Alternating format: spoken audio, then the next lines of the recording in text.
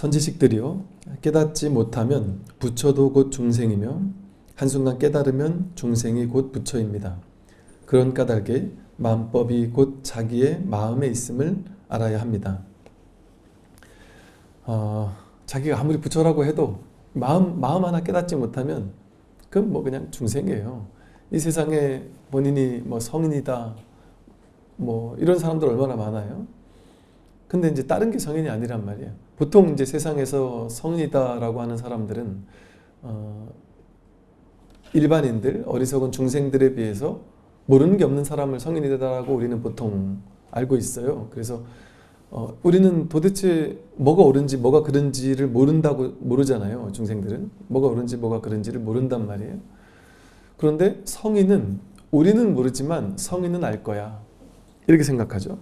그래서 세상에서 그동안 성인이라고 했던 모든 사람들은 무엇을 했느냐 하면, 중생 너희들은 뭐가 옳은지 뭐가 그른지 모르지, 난 알아. 내가 알려줄게. 뭐든지 물어봐. 내가 알려줄 수 있어. 그래서 기준을 세워주는 사람을 성인이라고 생각했어요. 그래서 성인이 기준을 세워주는 거예요. 이렇게 살면 올바른 삶이고 이렇게 못 살면 올바르지 못한 삶이야. 그 기준을 세워주는 걸 성인이라고 생각했단 말이죠. 근데 그 성인들이 기준을 세워놓으면 사람들은 계급이 나뉘게 돼 있어요. 그 기준을 잘 따르는 사람과 잘 따르지 못하는 사람이 둘로 셋으로 넷으로 급이 나뉘는 거예요. 잘하는 사람, 못하는 사람, 잘난 사람, 못난 사람. 그러면 사람들 마음속에 점점 더 잘났다 못났다라는 상대적 분별심이 생기게 되죠. 잘난 사람은 우월감이 생기고 못난 사람은 박탈감이 생기면서 뭔가 도달해야 할 삶의 목표가 생기고 끊임없이 그 목표를 향해 달려가고 나아가야 하고요. 애쓰고 노력해야 되죠. 유입 조작을 해야 돼요. 멈추지 못해요. 끊임없이 둘로 셋으로 나뉘고 쪼개요. 그렇게 해서 열심히 그 성인이 얘기했던 그 기준에 도달했는데, 저 옆에 보니까 또 다른 성인이 나타났다고 해요. 그 사람 얘기 들어보니까 이 성인이 얘기한 것과 또 달라요. 기준이 달라요. 이 기준은 이건 상관없다고 했는데, 저 사람은 이 성인은 술은 절대 입에도 대면 안 된다, 지옥 간다 이랬는데, 저 성인은 보니까 술은 괜찮다고 하네. 희한하네. 그럼 도대체 이제 여기서 선택의 기로에 놓인단 말이에요. 그러니까 이 세상은 어떤 곳이냐면, 수많은 성인들이 저마다 이것이 옳다, 이것은 틀렸다라고 윤리, 도덕, 수많은 삶의 기준을 세워줘요. 공자가 뭐 인의 예지 이런 걸 정해서 그런 걸 잘 지키는 사람, 지키지 않는 사람 이렇게 나누듯이. 그러면 이제 중생들은 헷갈린단 말이에요. 성인이 한두 명이래야지 너무 많으니까 도대체 어느 성인을 선택해야 될까? 그리고 그렇게 딱 기준이 있으니까 그 성인들은 무엇을 물어보든 답을 하죠. 딱 기준이 있으니까. 요 정도 기준을 정해놓고 이건 긴 거야. 이거보다 작으면 짧은 거고 이거보다 큰 거면 긴 거야. 이렇게 만약에 기준을 이 기준으로 이거보다 길면 긴 거, 이거보다 작으면 짧은 거 이렇게 기준을 정했다고 생각해 보세요. 그러면 성인은 무엇이든 답할 수 있어요. 사람들이 무엇이든 가져와서 물어봐요. 이건 긴 겁니까? 짧은 겁니까? 그럼 성인은 딱 대보고 이건 짧은 거야. 답 바로 내주죠. 명확하단 말이에요. 옳다 그러다 답을 딱 내려준단 말이에요. 그러니까 사회적으로 모든 이슈에 대해서 뭐 동성애가 옳습니까? 그럽니까? 뭐 사람이 어떤 병에 걸렸을 때 이 호흡기를 떼도 됩니까? 안 됩니까? 뭐 온갖 것들에 대해서 진리라면 답을 가지고 있어야 된다 이렇게 생각하잖아요. 그래서 이게 옳은지 그른지를 답을 내라고 강요하죠. 그러면 이제 우리 뭐 종교에서는 이건 안 된다, 뭐 이건 반대한다, 뭐 이런 식의 답을 내잖아요. 근데 사실은 불교에서는 그런 답을 내지 않아요. 뭘 가져와서 이게 긴 겁니까? 짧은 겁니까? 하면 긴 것도 아니고 짧은 것도 아니고 긴 게 아닌 것도 아니고 짧은 게 아닌 것도 아니다. 어디에도 머무르면 안 된다. 이런 식으로 얘기를 한단 말이에요. 왜? 다른 종교나 이런 데서는 진리라는 기준이 있잖아요. 이게 진리라고 기준을 딱 정해놨잖아요. 그러니까 그 기준에 따라서 이거 딱 보면 바로 짧다가 나오잖아요. 답이 딱 나온단 말이에요. 근데 불교는 기준이 없어요. 길다 짧다의 기준이 없으니까 뭘 물어봐도 그럴 수도 있고 뭐 그렇지 않을 수도 있고 인연 따라 달라질 수도 있고 뭐 이러면서 이러면 사람들은 이제 이 옳다 그르다 맞다 틀리다 뭔가 답을 내야 된다고 생각하는 분별에 길들여진 사람들 입장에서는 불교는 참 답답하다. 뭐 통쾌하게 말하는 법이 없냐 이러면서 누가 저한테 그러더라고요. 제가 윤회는 있다고도 할 수도 없고 없다고도 할 수도 없다 그러면서 윤회에 대한 얘기를 하니까 스님 제발 좀 그렇게 얘기하지 마시고 명확하게 있다 없다 딱 잘라서 얘기해 주세요. 막 화가 나가지고 딱 잘라서 얘기해 주세요 이러더란 말이죠. 그럼 딴 데 가야 된다니까요. 그러면 불교 공부하지 말고 딴 데 가서 딱 잘라주는 곳 있자 많잖아요. 세상엔 다 딱 잘라서 얘기해 주잖아요. 그걸로 가면 돼요. 딱 잘라서 얘기해 주는 건 중도가 아닌데 어떻게 이 중도를 공부하는 집안에서 이걸 보고 길다 짧다 어떻게 딱 잘라 얘기할 수 있어요. 여러분을 잘났다 못났다 예쁘다 안 예쁘다 부자다 가난하다 옳다 그르다 뭐 얘기할 수 있습니까? 뭐 하나도 얘기할 수 있습니까? 나라는 존재가 키가 큰지 작은지를 얘기할 수 있을까요? 얼굴이 검은지 하얀지를 얘기할 수 있을까요? 잘난지 못난지를 얘기할 수 있을까요? 어떤 얘기도 할 수 없어요. 이렇게 불교는 뭔가 기준을 정하지 않는단 말이에요. 성인은 기준을 정하는 사람이 아니에요. 모든 기준을 다 뺏어버리는 자지. 기준이 있으면 세상이 둘로 나뉘어요. 그 기준을 중심으로 옳고 그르고 맞고 틀리고 크고 작고 하면서. 그러니까 모든 상을 깨뜨리는 거예요. 불교에서는. 모든 관념을 깨뜨리는 거예요. 무분별지, 분별을 가지고 딱 정해놓는 그걸 무너뜨리는 거예요. 문 앞에 찰간을 무너뜨려라. 부처님이 선에서 아난에게 말했던 것처럼 문 앞에 찰간에 절마다 우린 화엄종, 우린 뭐 천태종, 우리는 선종, 뭐 우리는 무슨 뭐 임재종 이런 식으로 딱 뭘 내세우는 게 있을 거 아니에요? 그거 무너뜨려야 된단 말이에요. 일불제자 이렇게 얘기하잖아요. 그래서 일불제자인데 부처도 무너뜨린단 말이에요. 불교에서는.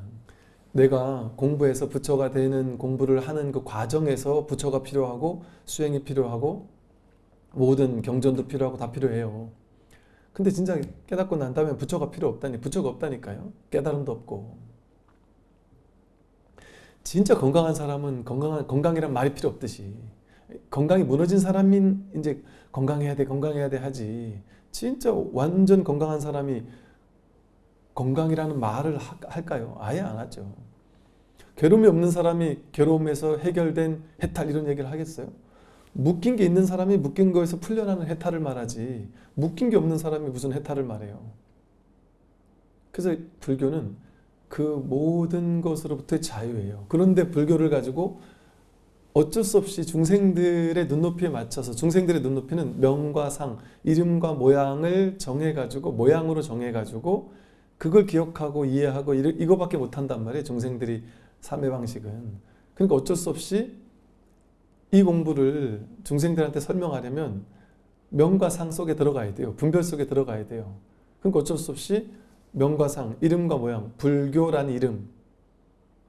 불교라는 이름 안에는 뭐 연기법도 있고 사상제삼법인 12연기 뭐 온갖 불교 교리라는 온갖 모양들 또 부처님 불상이라는 사찰이라는 이런 모양들 그런 걸 불교라고 이렇게 이미지 메이킹을 한단 말이에요. 불교라는 이미지를 만들었잖아요.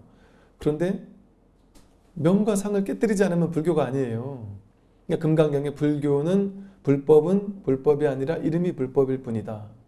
불법을 불법이라고 하면 그건 진짜 불법이 아니다. 그렇게 한단 말이에요. 불교라고 해서 쥐고 있는 게 있으면 그건 불교가 아닌 거예요. 불법에 갇혀 있으면 그건 불법이 아닌 거예요. 불교에 사로잡혀가지고 불교만이 뭐 어쩌고 저쩌고 하면서 불교라는 뭐가를 딱 쥐고 있는 게 있다면 그건 쥐고 있는 게 있어서 무주법이 아니잖아요. 머무름 없는 마음이 아니잖아요. 그건 불법이 아닌 거예요. 불교라는 상을 만들고 있는 법상이죠. 법이라는 상을 쥐고 거기 사로잡혀 있을 뿐이죠. 그 진리라는 상에도 머물러 있으면 그건 진리가 아니에요.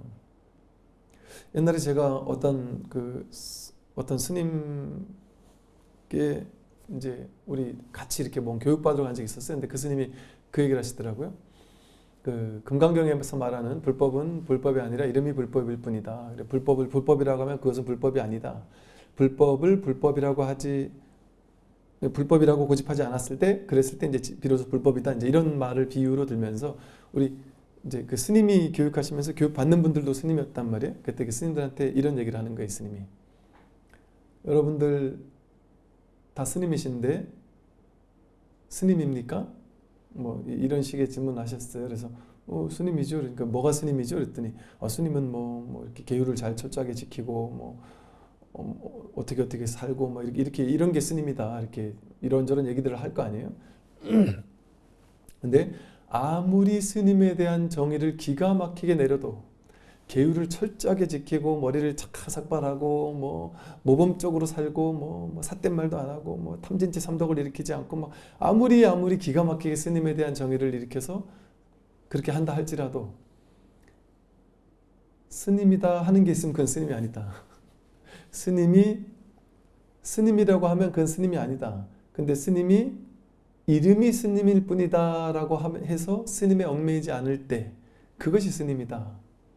그러니까 스님은 이래야 한다라는 뭐가를 딱 쥐고 있으면 방편으로 어느 정도 공부하는 동안은 그게 유효하다. 그러나 결국에는 이 공부의 끝에 가서는 그것도 내려놓을 줄 알아야 진짜 스님이지. 그래서 나는 스님이다 하면 그 사람은 이제 완전 스님이긴 할지언정 진정한 스님으로서의 공부된 사람은 아니다. 그래서 스님은 어디 갇힌 사람이 아니다. 어디에도 갇힌 사람이 아니다. 그 무엇에도 같은 게 아니에요. 삼천 대천 세계에서 벗어난 거란 말이에요. 근데 하물며 이 승복이나 머리 스타일 이런 거에 갇히겠어요? 그러니까 신기하게도 옛날에 보면 막 수행 열심히 하던 스님들이 막 한동안 난 100일 동안 200일 동안 하면서 어떤 분은 머리를 안 깎기도 하고 그냥 자유롭죠. 뭐 정해진 게 없단 말이에요. 반드시 이것만이 절대다라거나 저것만이 절대다라거나 그런 뭔가가 없죠. 그렇다고 해서 막행막식 해서는 안 되지만 근원에 가서는 그 또한 내가 명과 상이구나라는 걸 알아야죠. 어디에도 갇힐 수가 없는 거예요. 그러니까 이 마음 공부에서 깨달았다 하는 것은, 이 마음 공부라는 것은 그 모든 것으로부터의 자유예요.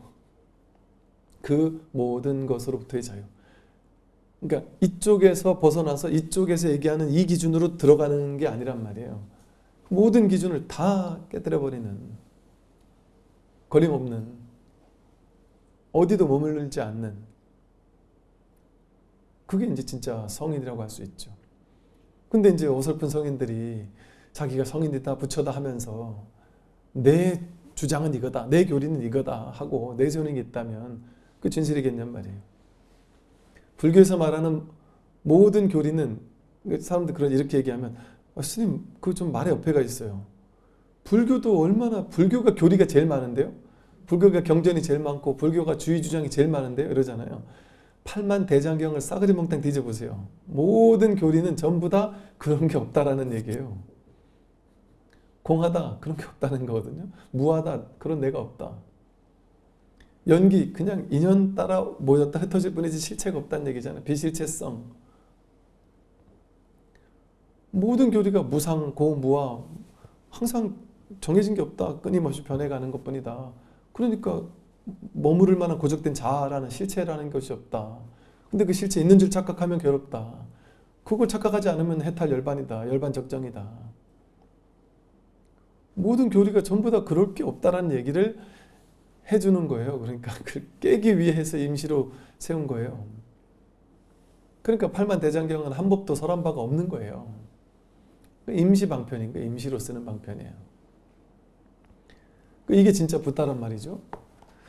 그러니까 자기가 아무리 붓다라고 해도 이 진정한 마음을 깨닫지 못하면 그건 중생이고, 아무리 천하에 내가 중생이라서 나는 부처의 털끝만큼도 가지 못한다 이렇게 생각하잖아요. 사람들은 나는 부처님의 털끝만큼도 내가 가지 못하지. 나는 부처와 나는 너무 차이가 나서 나는 부처님 발밑에 때만큼도 못해. 그 생각을 일으키잖아요.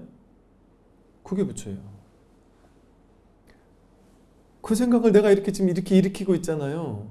그 일으키는 이 마음 어디서 일어났냔 말이에요. 그게 자기가 부처라는 걸 명백하게 증거해주고 있어요. 나는 부처가 아니야 하는 이 말이. 자기가 명백하게 부처라는 걸 증거해주고 있을 뿐 아니라 부처가 뭐지? 도대체 부처가 뭔데? 부처가 뭘까? 모르겠어. 모르겠어 하는 그 마음. 부처가 뭐지 하는 그 마음이 자기가 부처라는 걸 딱 드러내주고 있단 말이에요. 질문 속에 답이 있다고 하는 거예요. 도대체 부처가 뭘까? 그게 부처라니까요. 그래서 나는 부처님 발톱 밑에 때만큼도 못 대요. 그게 부처예요. 그래 어떻게 발톱 밑에 때만큼도 못 대요? 내가 부처지.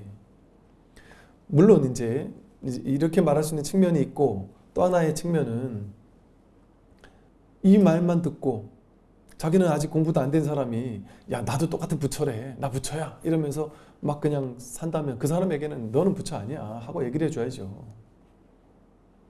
그래서 그 사람이 어디에 묶여 있느냐를 보고 그 중도를 잡아주는 거예요. 나는 내 같은 사람이 어떻게 부처가 될 수 있겠나 하고 막 하나는 자괴감에 빠져있고 이런 사람에게는 무슨 소리 하느냐. 너가 바로 부처다 이렇게 얘기해 줘서 힘을 북돋아 줄 수 있는 것이고 어설프게 공부해가지고는 야 내가 부처라는데 공부할 필요도 없어 하고 이러고 있는 사람한테는 뭔 소리냐. 너는 아직 공부 1도 안 됐다. 너는 부처를 활용자재하게 쓸 수 있어야 내가 확실하게 부처의 자리에 딱 자리 잡을 수 있어야 그게 부처지. 그렇게 입만 살아가지고 떠드는 게 그걸 부처라고 할 수 있느냐. 넌 아직 멀었다. 너는 중생 중에도 천하의 중생이다 이렇게 얘기를 할 수도 있단 말이죠. 너무 서 있는 사람은 탁 잘라주고 너무 또 처져 있는 사람한테 또 올려주고 이래야 된단 말이에요. 옛날에 저희 처음 출가했을 때 보면 저 연사 스님이 조금 이제 너무 잘나가지고 너무 잘난 맛에 막 너무 튀는 사람은 가차없이 그냥 와 이렇게까지 하셔야 되나 싶을 정도로 가차없이 정말 내치는데 가슴이 아파 죽을 것처럼. 여러분 그 일반인들이 나를 혼내는 거 하고요, 너는 그래가지고 공부하겠냐면서 일반인들이 나한테 혼내는 거 하고 내 마음속에 부처처럼 생각하고 도인처럼 생각하고 정말 훌륭하신 스승이라고 생각하는 분이 나를 너 같은 놈이 어떻게 공부할 수 있겠냐면서 한마디 했을 때 와 그때의 그 절망감 좌절감은 죽고 싶다니까요 진짜. 근데 그렇게 막 살아가지고 그냥 막 자만심에 선 사람한테 가차없이 내려쳐 주셨고, 그런데 또 아주 그냥 본인이 기가 죽어 있고 사람들보다 너무 못하다는 생각에 있고 그런 사람은 막 한없이 살려주셨다니까요. 질문하는 것부터가 달라요. 그런 사람한테는 나한테도 저거 물어보시지. 되게 쉬운 걸 물어가지고 그거 답하면 막 신이 나셔가지고 야 지갑 가져와 이래가지고 지갑에서 막 용돈 주고 그러셨다니까요. 그리고 또 이제 막 잘났다 하는 사람한테는 정말 어려운 거를 물어봐요. 혹은 근데 그 어려운 것도 답을 딱 하잖아요. 그러면 틀렸어 이러면서 그걸 답이라고 생각한 건 틀렸어 하고 어떻게든 틀리게 해가지고 또 혼을 내기도 하시고, 그게 살활자제, 살릴 줄도 알고 탁 죽일 줄도 알고, 그래서 이게 다 방편인 거예요. 방편을 써서 여기 치우쳐 있는 사람은 반대를 쳐주고 저쪽에 치우쳐 있는 사람은 이 반대 얘기를 해준단 말이에요. 이렇게 모든 가르침이라는 것은, 모든 경전이라는 것은 그 사람이 묶여있는 것을 풀어주는 역할을 할 뿐이에요. 어디에 머물러 있을 때 거기서 끄집어내 줄 뿐이에요. 머물러 있는 곳에서. 그러면 여기서 끄집어내 주면, 여기 늪에 빠져 있는 사람을 이렇게 끄집어내 주면 끄집어서 이쪽으로 왔어요. 그럼 여기 있으란 얘기구나 하고 또 거기 머물면 안 되죠. 그러니까 어디도 머물지 말란 얘기지 끄집어내 줬다고 거기 또 머물러란 얘기가 아니잖아요. 그걸 보고 법상도 취하면 안 된다는 거예요. 진리를 설하지만 진리라고 해서 그 진리에 머물러서 그걸 모양으로 딱 쥐고 있으면 그것도 깨뜨려 준단 말이에요. 그래서 경전을 보면 정말 참 놀라워요. 이 경전을 일반인들이 보기가 쉽지 않은 이유가 그거거든요. 계속 중생들을 이끄는 얘기만 하면 쭉 따라갈 텐데 이제 수많은 스님들과 문답 같은 걸 보다 보면 공부가 상당히 많이 된 사람과의 문답이 있단 말이에요. 그런 사람은 그 사람들이 자기가 법이라는 거에 묶여 있고 진리라는 거에 묶여 있으니까 그걸 깨준단 말이에요. 근데 본인은 지금 진리를 지금 붙잡아야 되는 입장인 사람이 그 얘기를 듣고서는 아, 이것도 깨야 되는구나. 이렇게 생각하면 안 되는 거죠. 그러니까 자기에 맞는 어떤 방편이 있단 말이죠. 소화가 안 되는 게 있어요. 소화가 안 되는 거는 일단은 지나가야 돼요. 아, 이건 내가 소화가 할 수 있는 게 아닌가 보다 하고. 그런가 다르게 마음법이 곧 자기의 마음에 있음을 알아야 합니다. 마음법. 여기서 법이라는 건 모든 것들 이 소리예요. 모든 존재, 모든 것. 세상 만사, 삼라만상, 삼천대천세계, 일체의 모든 것들, 생겨나고 사라지는 모든 것, 모양 있는 모든 것들. 이 마음법, 이 세상 모든 것, 우주법계 전체, 이 세상 모든 마음법은 곧 자기 마음에 있음을 알아야 합니다. 놀랍지 않나요? 여러분 마음 여기 있는 것 같잖아요. 내 몸 어딘가 주변 어딘가 있는 것 같잖아요. 내 마음은 여기 있고 마음법 세상은 저쪽에 있잖아요. 나는 여기 있고 세상은 저쪽에 있는 것 같잖아요. 그건 자기 생각입니다. 여러분 저 하늘에서 번개가 꽝꽝 하고 내려치면 저 하늘에서 내려친다는 거를 알죠, 그죠? 저쪽에 있는 그거를 내가 대번에 아는 마음이 거기 있어요, 여기 있어요? 이거 답할 수 있을까요? 우리는 여기 있는 내 뇌가 저쪽에 있는 내 귀가 저쪽에 있는 번개 소리를 들었지 이러지만 그건 전형적인 주객이 있는 주객을 둘로 나누는 생각이에요. 저 번개가 있으므로 여기 번개 소리를 듣는 내가 있고 듣는 내가 있으므로 번개가 있듯이 번개가 없으면 듣는 내가 없고 듣는 내가 없으면 번개가 없죠. 연기적인 관계라는 것은 뭐예요? 이것이 있으므로 저것이 있고 저것이 없으면 이것도 없다. 이것과 저것은 둘이 아니다는 얘기거든요. 주객이 둘이 아니란 말이에요. 주객 합일이니 뭐 이런 말이 있잖아요. 듣는 나와 들리는 것이 둘이 아니에요. 이런 얘기를 듣고서 아, 둘이 아니구나 이렇게 이해하라는 말이 아니에요. 그냥 자신이 가만히 이렇게 있으면 무슨 소리에도 마음을 열고 그냥 가만히 있으면 내가 저 소리를 듣는 경험이 일어날까요? 아니면 들을 뿐, 말로 하자면 들을 뿐의 경험일까요?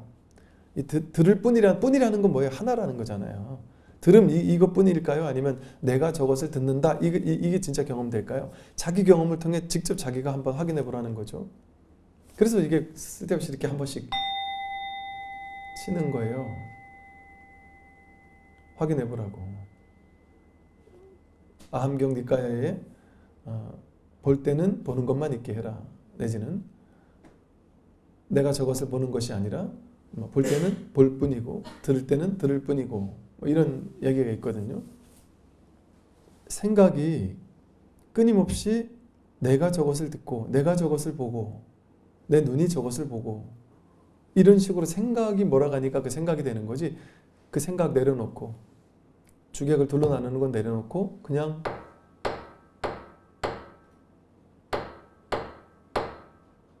이게 그냥 바로 알아져요. 여기서 확인되잖아요. 꽝꽝하고 번개가 치면 저기 꽝꽝하는 거기서 또 내 마음이 거기 확인되잖아요. 신기하지 않나요? 마음이 난 여기 있는 줄 알았는데 온 우주 전체 편만에 있단 말이에요. 위치가 없단 말이에요. 이 참 마음은 위치가 없어요. 여러분 뭐 이미지를 떠오를 때 그 이미지가 어디서 떠올라요? 사람은 뇌 이거 생각이잖아요. 배운 뇌 생각 가지고 뇌 이러지만 여기 어딘가에서 하여간 떠올랐단 말이에요. 근데 위치는 모르겠어요. 그래서 임재스님이 위치 없는 참사람 무위진인 이랬어요. 이게 진짜 참사람이거든요. 위치 있는 게 참사람이 아니에요. 여러분 이 몸을 나라고 여기니까 이 몸이 있는 이 위치가 내가 있는 위치라고 느끼잖아요. 이 몸이 있는 위치가 내가 있는 위치가 아니에요. 삼라만상 마음법이 전부 다 자기 마음에서 나왔어요. 마음법이 있는 위치가 자기가 있는 위치거든요. 이 위치가 따로 없어요. 그걸 무량수, 무량광 이렇게도 불러요. 무량수불, 무량광불. 그게 아미타 부처님의 다른 명호잖아요. 그 부처님이라는 것은 무량한 수명, 무량한 광명. 끝도 없이 이어지는 시간, 끝도 없이 이어지는 공간. 그게 따로 없어요. 무량수, 무량광이 그냥 하나의 마음이란 말이에요. 시공이 둘로 나뉘지 않아요. 시공이 따로 없단 말이죠. 이 하나의 마음뿐이에요. 이 마음 하나에서 삼라만상 온 우주법계 전체가 드러났단 말이죠. 그 모든 게 어디로 돌아가요? 이 마음으로 돌아가요. 마음에서 나왔고. 그 이 마음 하나 깨달으면 온 우주 전체 모든 진실을 깨닫는단 말이에요. 여기서 나왔고 여기로 돌아가니까 뭐 다른 게 없단 말이에요. 근데 이것은 머리로는 다 알 수 없다. 모른단 말이에요. 모른다라는 것이 완전히 명쾌해진단 말이에요. 명확해지는 거예요. 모를 뿐이라는 사실이. 더 이상 찾지 않죠. 어찌하여 자기 마음속의 진여 본성을 문득 보지 못하는 것일까요? 그렇다면 일체 마음법이고 자기 마음이라는데 나는 어떻게 이 마음의 진여 본성, 진여, 진실되고 여여한 이게 진실이거든요. 이 마음이 진실이거든요. 이게 여여라는 건 뭐예요? 변하지 않는다는 거잖아요. 이게 상나가정이라는 표현을 쓰기도 해요. 항상 하고 늘 즐겁고 이게 진짜 자기고 나하고 이게 청정함이다. 이렇게 방편으로 말할 수 있는 거예요. 열반경에서 참된 열반의 본성 이것은 상나가정이다 이랬단 말이에요. 근데 그 방편이에요. 근데 조금 뭐랄까 아주 눈높이를 낮춘 방편이죠. 아주 눈높이를 낮춘 방편이란 말이에요. 근데 그렇게 말할 수도 있을 수도 있어요. 근데 그거는 좀 오해의 소지가 너무 큰 거죠. 그러다 보니까 이제 초기 불교 하는 분들이 열반경에 상나가정 이러니까 열반경은 불교 경전도 아니다 뭐 이런 식으로 말하는 사람도 있어요. 무아라는 걸 쥐고 있는 거예요. 석가모니 부처님 무아를 말했으니까 무아적인 얘기만 해야지 진리지 유아적인 얘기를 하고 뭐 참나적인 얘기를 하고 내가 항상 한다 뭐 어쩌고 이런 얘기를 하면 다 그 외도다 이렇게 얘기하는 거는 무아만이 진리다라는 여기 머물고 있는 거예요. 불교는 무아에도 머무르는 게 아니고 참나에도 머무르는 게 아니라니까요. 무아에 있는 사람, 머물러 있는 사람은 참나로 깨주고 참나에 머물러 있는 사람은 무아로 깨줄 수 있을지언정 불교는 주의 주장이 없어요. 무아라는 주장하지 않아요. 무아라고도 할 수 있는 측면이 있고요. 이게 딱 그냥 무아라고 할 수 있는 측면이 분명히 있어요. 근데 이거를 무아라고 하기에는 부족해요. 그래서 어쩔 수 없이 선에서는 기묘한 단어를 만들어내요. 공적, 영지. 이건 공적해서 텅 비어서 공적해서 아무것도 없는 것 같단 말이에요. 근데 그 말 가지고는 부족해요. 그러니까 공적이지만 영지를 같이 쓴단 말이에요. 소소영령하게 아니까 이것이. 소소영령하게 아는 이 마음이니까. 공적, 영지심. 성성, 적적. 이렇게밖에 쓸 수가 없단 말이에요.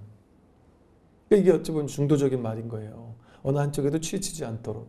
이쪽에 치우치려고 하면 저쪽 언어를 가지고 그걸 막아준단 말이죠. 그럼 어찌해서 자기 마음의 진여 본성을 문득 보지 못하는 것일까요? 보살 계경에 이르길 내가 타고난 자성은 본래 청정하다고 하였으니 만약 자신의 마음을 알면 견성하여 모두 불도를 이룰 것입니다. 보살 계경에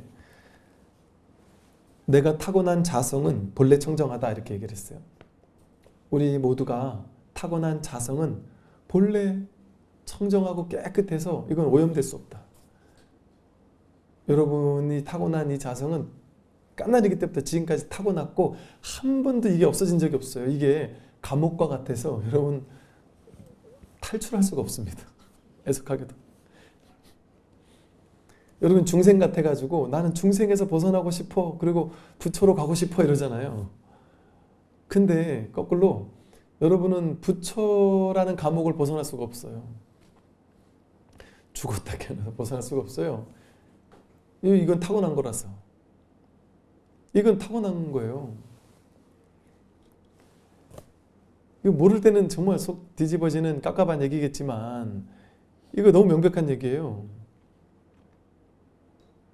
여러분들이 이렇게 부처를 쓰고 있고 이렇게 부처를 쓰고 있단 말이에요. 부처를 써서 집에서 여기까지 아침에 세수하고 여기까지 걸어오셨고 여기서 지금 계속해서 이 얘기를 듣고 있고 부처가 늘 살아있단 말이에요.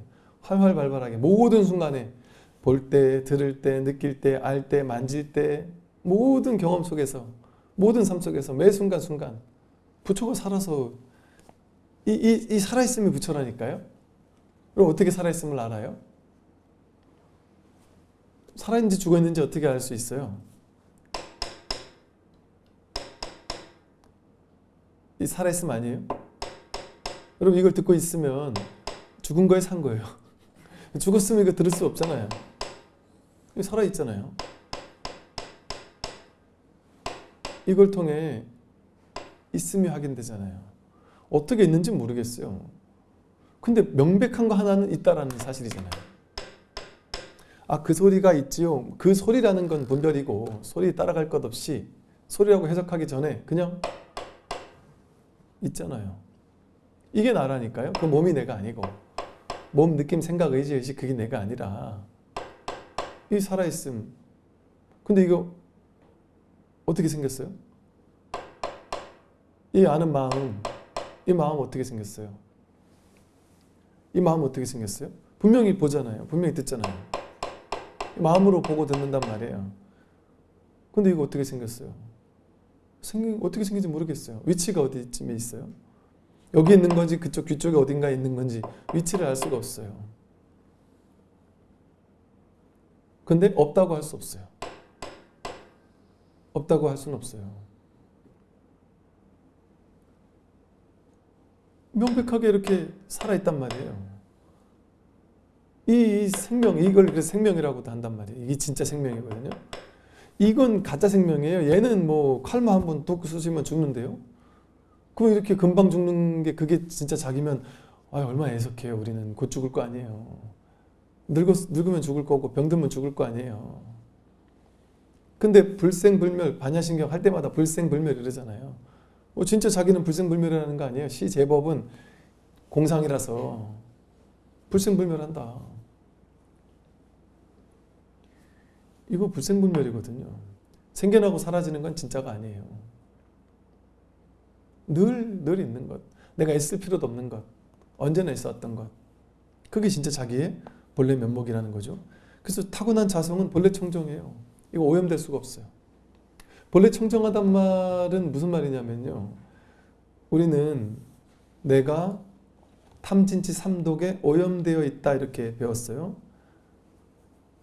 물론 이제 방편으로는 옛날 사람들에게는 법도 잘 없고 뭐 그런 사람들에게는 나쁜 짓 하는 사람이 많으니까 이 종교의 어떤 대사회적 기능이라는 게 있어요.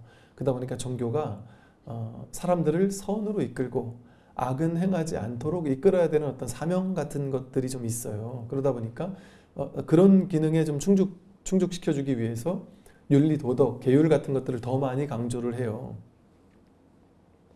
그래서 범죄를 저지르면, 나쁜 짓을 하면 지옥 간다. 그래서 지옥이라는 것들을 이렇게 얘기를 하는 걸 통해서 사람들을 두렵게 만들어줘요. 왜냐면 옛날 사람들은 이제 지혜가 없으니까 무서워야지 나쁜 짓 안 한단 말이에요. 두려워야지 나쁜 짓 안 한단 말이에요. 이거 내 사람 죽이거나 도둑질하면 나 죽거나 지옥 간다더라.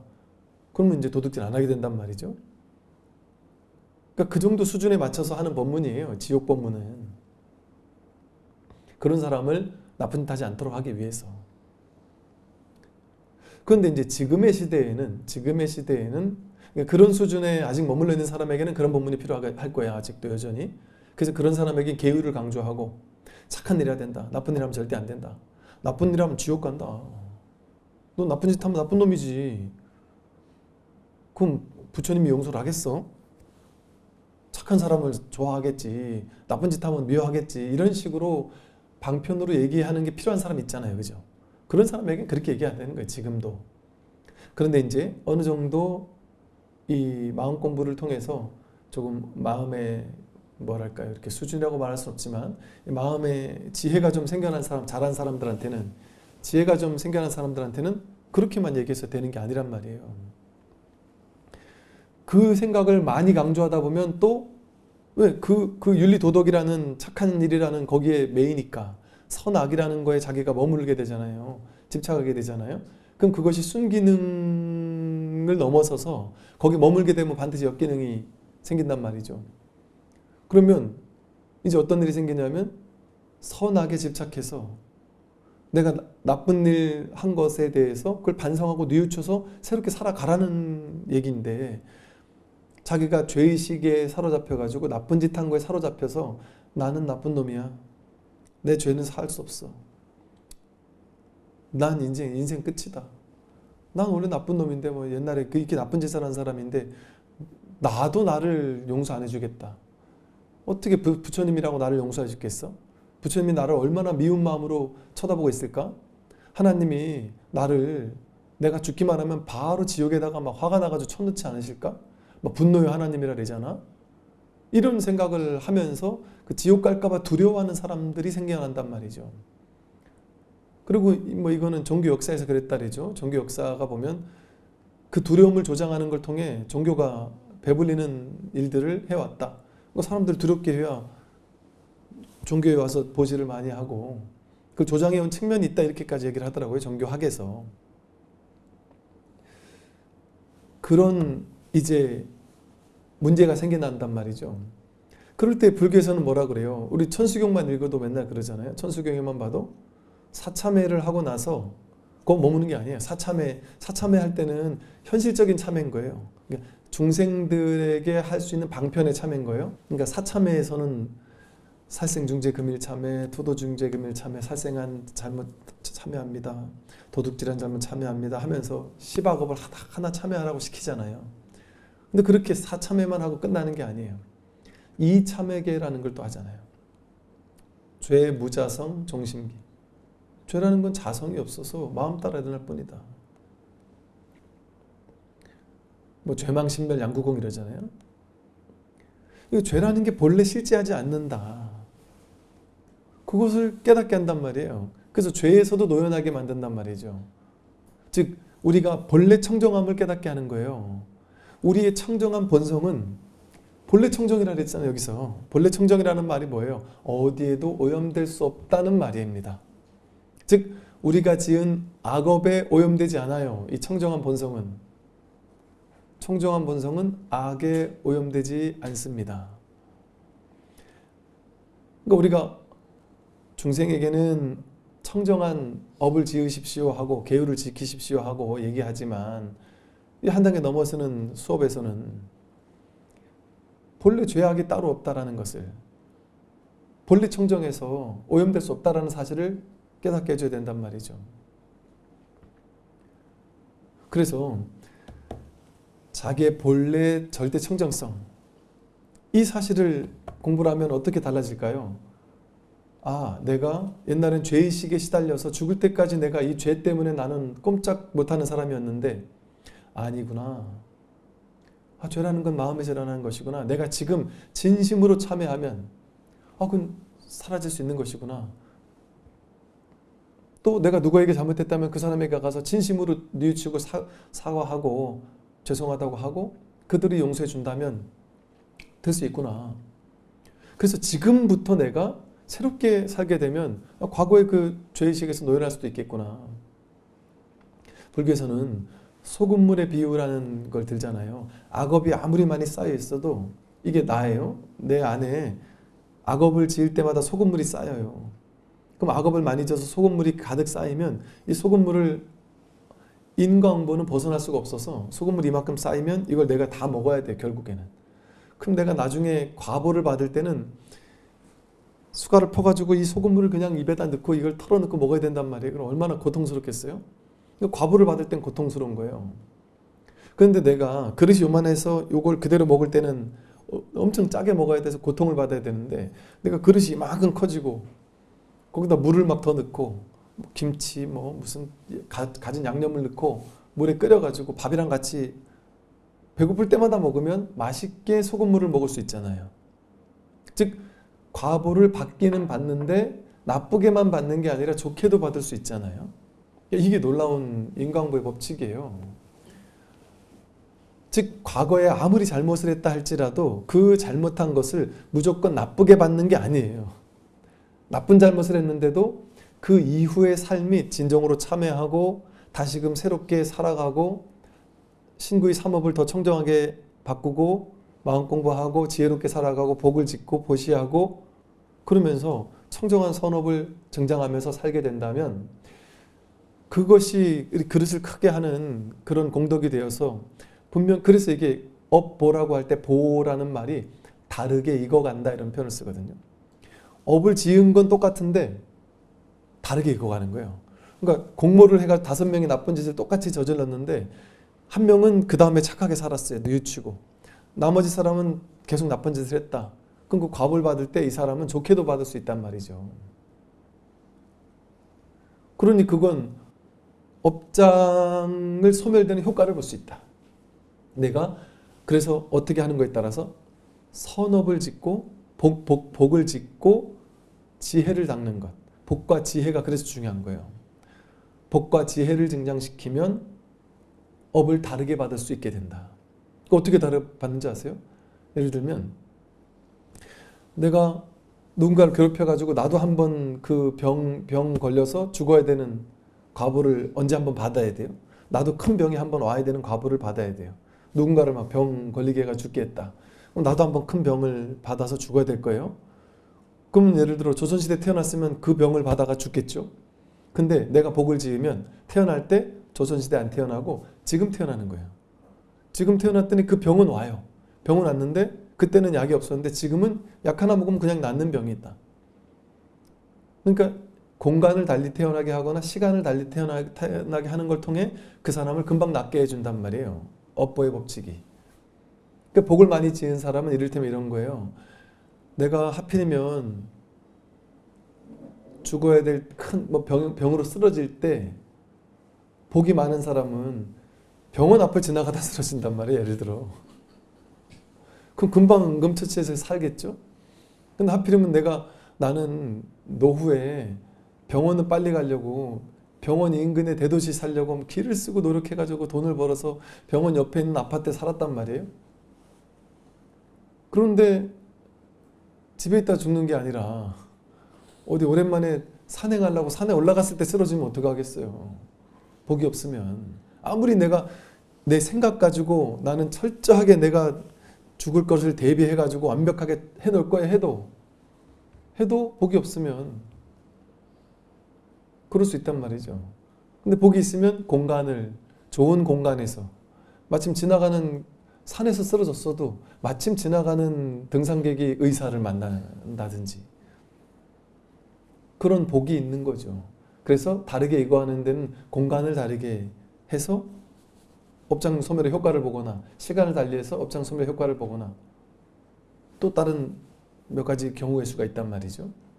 이런 방식으로 알아서 되는 거예요. 그러니까 우리는 어때요? 과거에 사로잡혀서 죄의식에 사로잡혀서 지금 현재와 앞으로의 미래를 망칠 필요가 없단 말이죠. 그 모든 것은 고정된 실체가 아니니까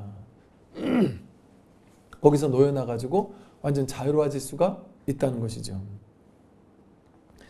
그래서 이게 이제 자성 본래 청정하다는 거예요. 본래 청정하기 때문에 그게 가능한 거예요. 본래 청정한 자기 본래 성품은 오염될 수가 없기 때문에 죄에 오염될 수가 없어요. 업장에 오염될 수가 없어요. 업장은 인연 따라 생겨나고 인연 따라 사라지는 거지 그 모든 업장을 드러내는 이 바탕이 본래 청정한 자성이기 때문에 그래서 나의 타고난 자성은 본래 청정하다고 하였으니 만약 자신의 마음을 알면 견성하여 모두 불도를 이룰 것입니다. 오늘 여기까지 말씀을 드리도록 하겠습니다. 성공하십시오.